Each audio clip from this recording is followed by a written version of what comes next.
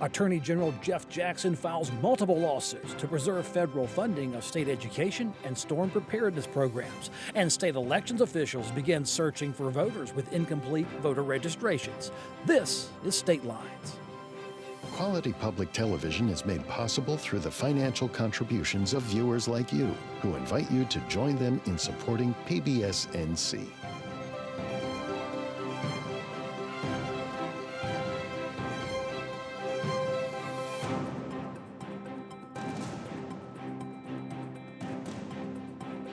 Hey, here we're just chattering here pre-show. Welcome to State Lines, everyone. Come on in, have a seat for the next half hour. Joining me, some great folks that I've been wanting to talk to about the week's events.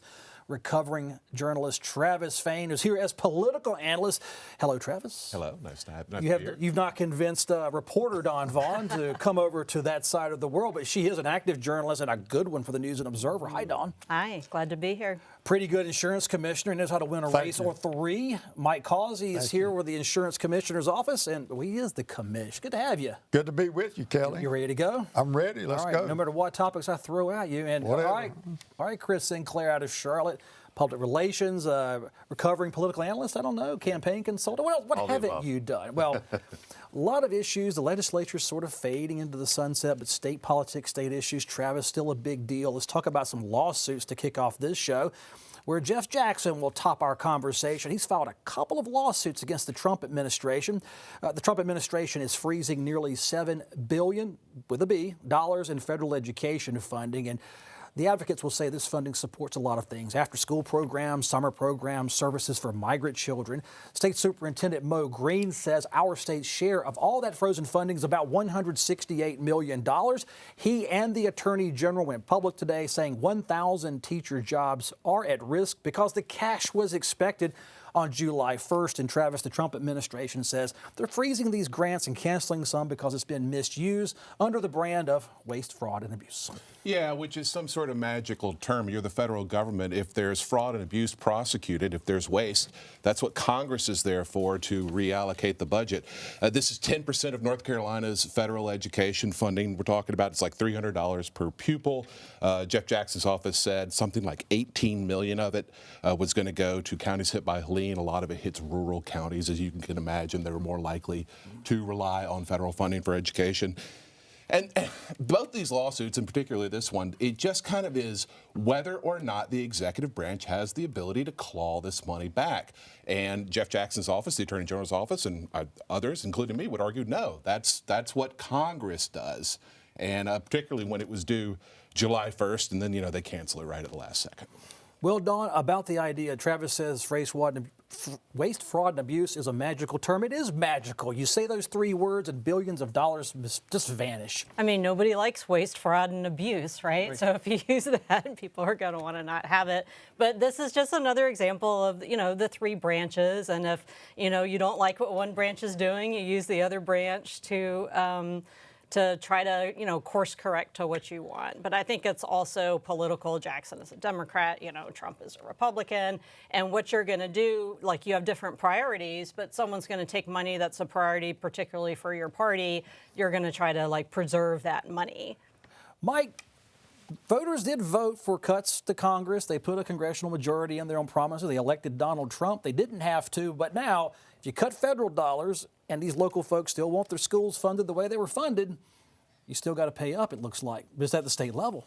Well, it does create issues, and the waste, fraud, and abuse is real, and we need to do everything we can to curtail that.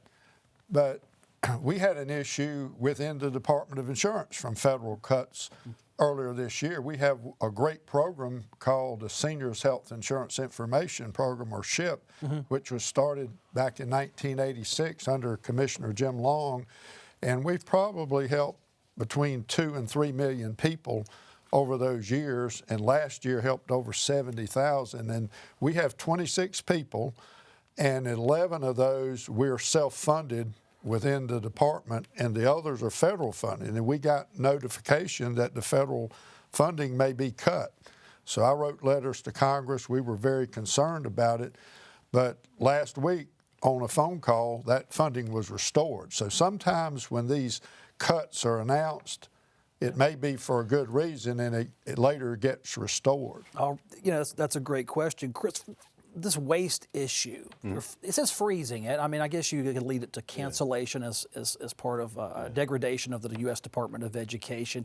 If you're a conservative voter or just a middle-of-the-road voter, how do you take this? People want that waste out of there. Yeah. This can hurt, and it does. And I also saw where Auditor Bullock released an audit saying, 90% of education funds in North Carolina are to personnel. You cut anything, you cut jobs. It's going to happen. Yeah, I think it's reasonable. Look, we live in a world with the Trump administration and with Congress, most of Congress or a lot of Congress, where they are in this mantra of cutting, and the waste, fraud, and abuse is kind of a line that's thrown out there to bring money back in and look at it. But look, before we sue, let's look at are we making good decisions? Do we need the oversight? Is it transparent?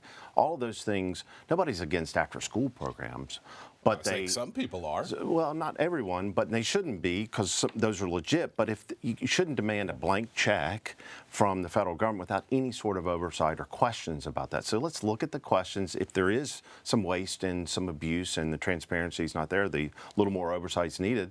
Let's do that before we automatically sue, which to me is more of a political play. To your point, Dawn, but I think that's. I think it's important that we look at these things before we just automatically file the lawsuit. But you can also do all that looking at funding and how, have more oversight of it before you cut things. And I think with politics, it's interesting that, there's one party saying, we need to cut this, this is a waste.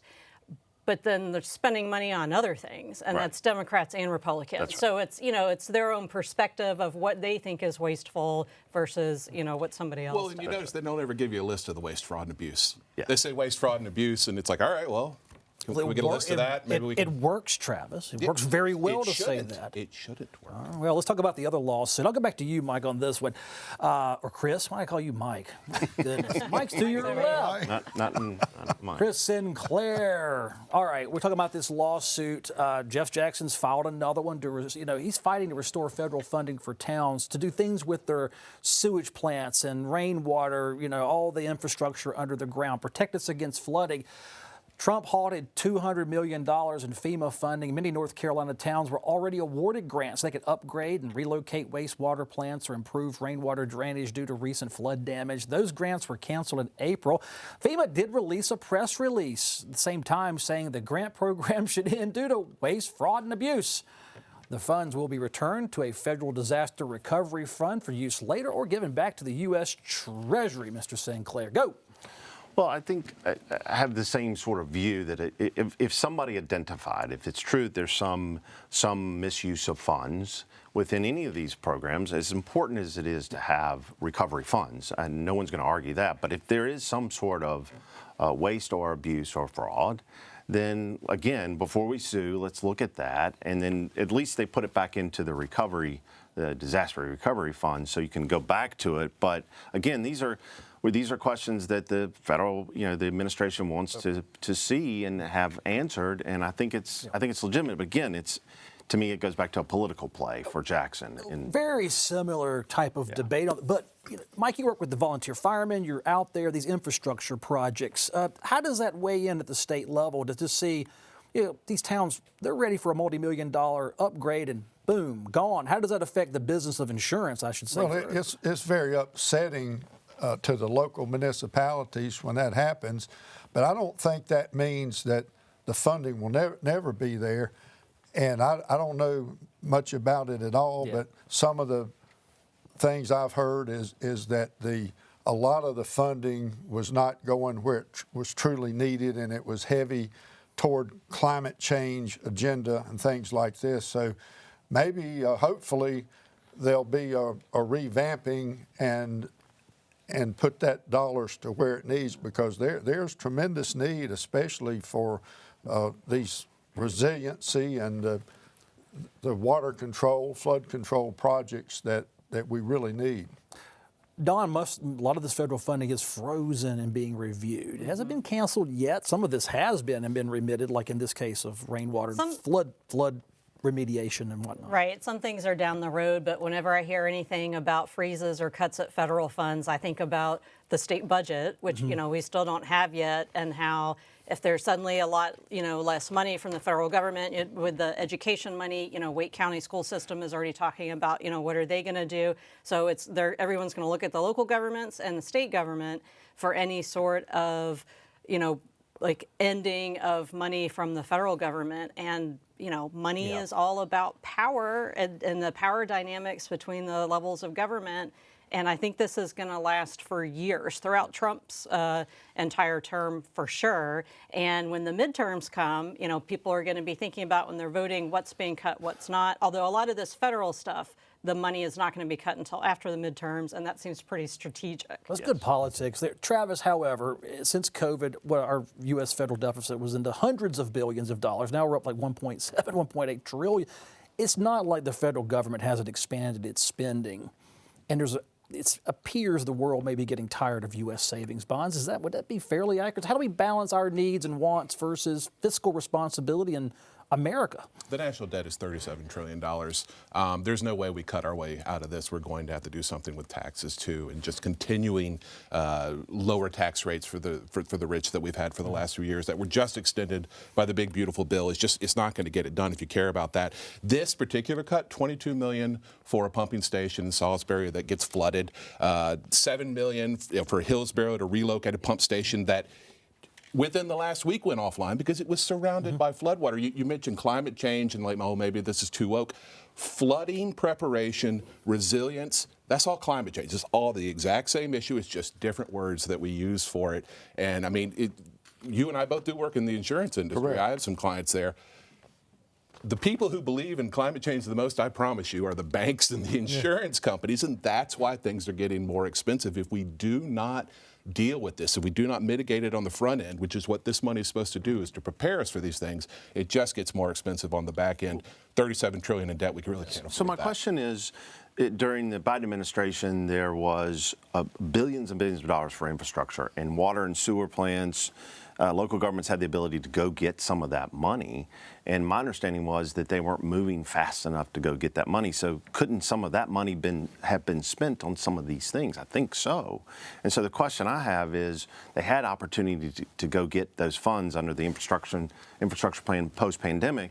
Did they spend that money on that, and did they get that money to do that, or is this part of that? I don't know. We can go ask Gastonia. They're losing $6 million here, so we can ask them whether or not they did well. Maybe we enough to should ask deserve them. it. Yeah. Well, one thing about clawbacks is if you spend the money, then it's, they could make you pay it back. But as far as clawing it back, don't sit on it. Government works very slow. If you dilly-dally too long, you're going to lose the money. That's right. So if you have the money to spend, come up with your plan, sort it out, and spend the money. You better smoke them when you got them. That's a good point. Yeah, well, let's talk about Tropical Storm Chantal. Caused tens of millions of dollars in damage across parts of, central North Carolina, and all the eyes were on the Chapel Hill area. Governor Stein has issued a state of emergency for 13 counties. Orange County will dial in on that one. $56 million in damages alone. The governor says the heavy rains that came after the tropical storm passed through have overwhelmed local response. Orange County suffered nearly $13 million in residential losses, and the report I read might have been News and Observer, Dawn. Estimated 19% of homes were carrying flood insurance, and they're protected, 81% not.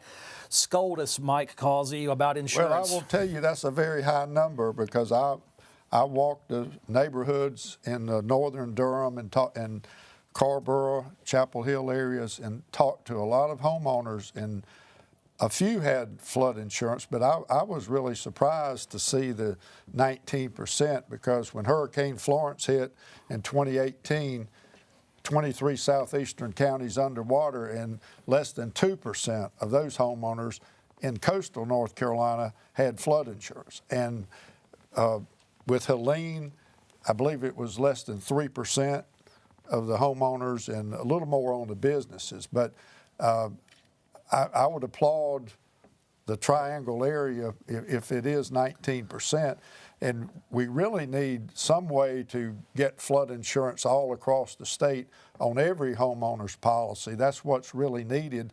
And for mobile home policies in North Carolina, if you live in a mobile home, those policies automatically cover floods. And I've been talking some with the Rate Bureau about what could we do to have mandatory flood insurance all across the state.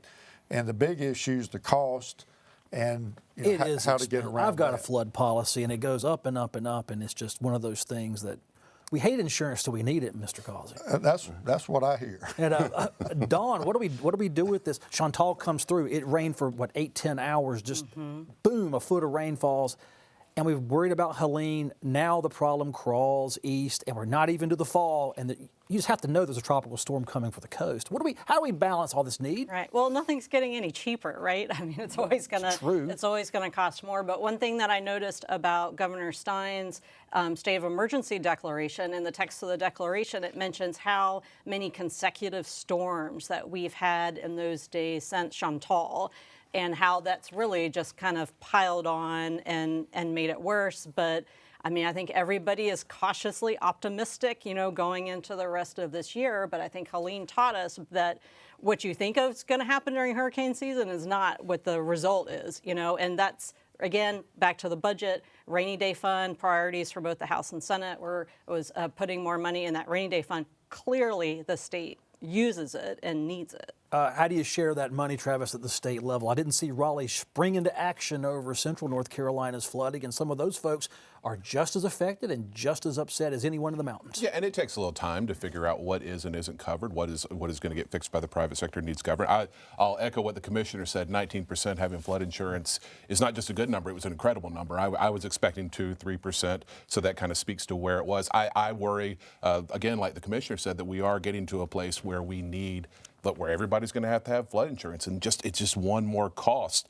And to return to climate change, this is basic physics. Warmer air holds more moisture. These rain events are going to become more common, and they're going to become more deadly. We're continuing to build in areas where flooding is more likely. Some of the faster growing areas, particularly down our coast, Brunswick County, are just more likely to have weather problems as we head into this period of climate change, where those are going to become more common. Well, Kelly, one thing we need is stronger, tougher building codes, especially in the coastal counties. And these programs like the Fortified Roof Program that we yesterday announced $20 million more grant money. It's a $6,000, up to $6,000 for inland, but on the Outer Banks and the Barrier Islands is up to $10,000. To replace your roof with a hurricane roof. Well, right, and this is a project of the Insurance Institute for Business and Home Safety. IBHS is located down in Richburg, South Carolina, down below Rock Hill. But if anybody ever gets a chance to go and visit their facility, they have what's called a roof farm with hundreds of roofs out in the weather, testing them, and they actually simulate hurricane conditions with their testing, and they know how to waterproof a roof and use the hurricane clips and seal first and second floors and roofs, so they're many times virtually unscathed when a high wind or storm or hurricane. Free to call your office about it or email? You call the office, or the North Carolina Insurance Underwriters Association heads that up. We have information on our website, ncdoi.gov, and also the IBHS folks have their own website. But you can look up fortifiedroofsnc.com and get a lot of information. Nothing money won't fix. Well, the home builders keep freezing building codes. I mean, they've been very successful at the legislature the last 3 years in rolling back building codes. One thing I'll say about the building code part, there's no building code in the world that could prepare you for a storm like Helene. Let's face it. There's not. You couldn't invent one. It's going to wash away. It's going to wash away.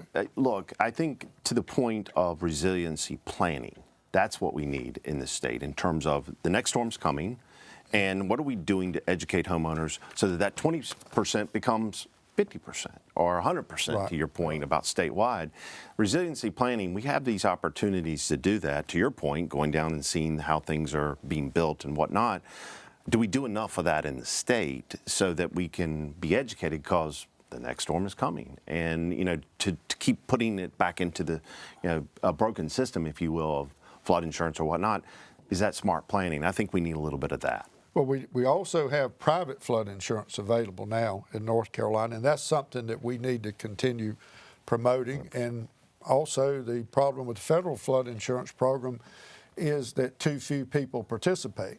So it's heavily in debt. People are dropping out. They don't want to pay the premium because it's once in a 100-year flood, Mr. Causey, and I won't be around in 100 years. That's the logic, right? Well, that's what the folks in northern Durham said when the Eno River, when Fran flooded that area, I believe it was the city of Durham bought several homes, demolished those homes, and put pipes underground, and they told the surrounding neighbors, you're good for another 100 years. And one of the homeowners said, it's not 100 years yet. Century ain't what it used to be. Well, let's keep the cuts coming, folks. Congress approved President Donald Trump's request to cancel nearly $9 billion in federal funding in 3 key areas. That USAID program that's now under the State Department, as well as funds to local stations that support PBS, us, and NPR. That's Colin Campbell, who's on the show, I think, next week.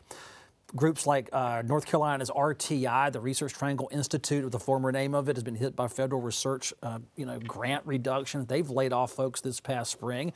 And it's been leading USAID programs globally, and we're affected by the passage of the rescission bill. And, Dawn, I've asked the bosses about this. It happens real fast. I think it happened as just before we recorded this program late in the work week. We don't know what we're going to do yet. We're going to survive, I'm told, and move on, but it's leaner.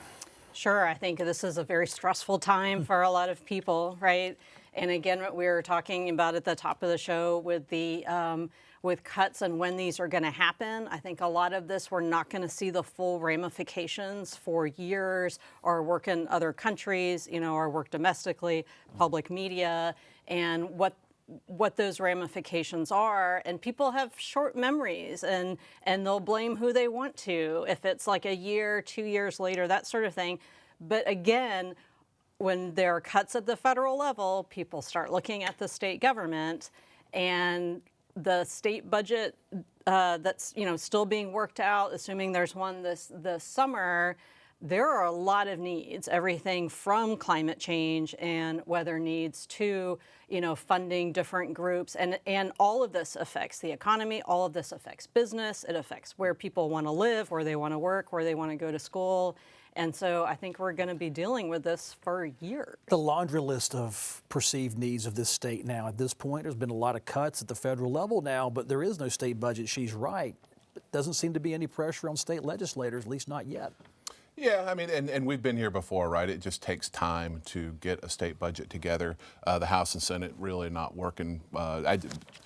According to some people, they're barely talking at the leadership level, at least when it comes to the state budget. So, give it through the summer, maybe give it through the fall. Well, they'll have more time to look at what those needs are from the federal government and, anticipate some things down the road and, fight about taxes for a little bit longer. Yeah, Travis, you said it earlier, $36 trillion in debt. Yeah. The interest on that alone is almost $1 trillion. And look, everything's on the chopping block under this administration, under Congress. I don't think it's anti-science. I don't think it's anti-cultural. I think it's just math. Well, wait, now they did complain about woke philosophies. I mean, some of it is, and I mean, spare me the thought that $9 billion for PBS and foreign aid is what's going to get us there. We spend $900 billion a year on our military. The big beautiful bill put another $150 billion into that. It's hard for me to believe that PBS is the problem. I got 2.5 minutes in this show, and I've got to talk about the Elections Board, Chris. They're actively launching a campaign to find between 100 and 200,000 voters who have that incomplete voter registration data as part of a Supreme Court race, among other things. North Carolina is facing federal lawsuits by the Trump administration saying you need to clean up your they call it repairing the voter registration rolls. State Elections Board Executive Director Sam Hayes promises if you're an eligible voter, you will not be improperly removed from voter rolls. The State Board of Elections, which is now 3 Republicans, 2 Democrats, unanimously supported a plan to collect that missing voter data to get those voters, I guess, legalized by letter of the law, though they did vote in the last election. And so what do we get out of this? Well, I mean, look, it's a bipartisan issue for the Board of Elections because you had all the Republicans and the 3 Republicans and 2 Democrats voting unanimously for this. We should have clean voter rolls. That's just not a question. And if you look historically, North Carolina's done a pretty good job of cleaning those rolls up. This is not something new. I think what's new is making sure the data for the license under voter ID, and if they don't have that, Social Security numbers, getting that cleaned up. We're talking about a couple 100,000 folks, and Sam Hayes has said, look, no one's going to be removed from this. We're going to take precautions. You know, this is common sense. We've been doing it. We're going to put a finer tip on it, which is needed, and we should have clean rolls. You know, and when you run a campaign, you want the most accurate data to talk to people. So getting this cleaned up is something that is not even remotely controversial, in my opinion. Commissioner, you have more than a few people filing files with your office over the years. How easy is it for any government or quasi-governmental agency to just go into its books and clean them up, independent of politics? Is it easy? I wouldn't think it would be so easy. You got to find them too. Right. Dawn, where does this go? Is this going to solve our election crisis that people seem to? I don't know. I feel like, politicians are, always find something to complain about when they're mad about, elections, also depending on, how the results of those elections are. I think eventually we'll get to the point, maybe one day, maybe not in our lifetimes, where everybody runs out of things that are, some sort of hitch that they want to fix. 10 seconds. Do they find those voters and correct them? There's a database online you can search. I've tried it. It's not that hard. They're going to send you a postcard in August if you need to do something. Be optimistic, folks. Thank you, panelists, for everything. Do you have any comments about this show, about what we're talking about? Email us at statelines@pbsnc.org. I'm Kelly McCullen. Thanks for watching. I'll see you next time.